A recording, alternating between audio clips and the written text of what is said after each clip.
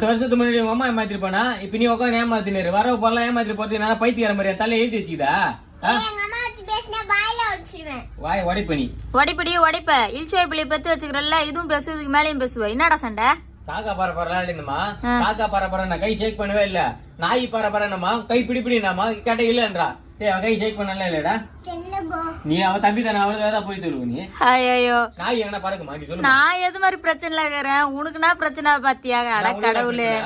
டேய் நான் வீட்டு வேலை செய்யறேன்ல அந்த ஹவுஸ் ஓனர் செத்து போட்டாருடா என் சம்பளம் வாங்கி வர 7-8 டேட் ஆயிடுச்சு முன்னாடி கேட்டு வாங்க வேண்டியதானே இச்சி அது இல்லடா அவர் செத்தாலும் செத்தாரு 3ஆம் நாள் தூக்கம் 7ஆம் நாள் தூக்கம் 11ஆம் நாள் காரியம் அப்புறம் கரமாந்திரம் 30 தூக்கம் அப்புறம் தவசத்துக்கு வரைக்கும் எனக்கு வேலை மாஞ்சிரும்டா எவ்வளவு பாத்திரம் எவ்வளவு துணி போடுவாங்க தெரியுமா அது எல்லாத்தையும் நான் எப்படி தேய்க்கிறது எப்படி துவைக்கிறதுன்னு நினைச்சாலே எனக்கு விசனமா இருக்குதுடா ஆலையை முடிஞ்சும் பாரு நல்லா நாய் பறக்குமா நீ சொல்லுமா ஐயோ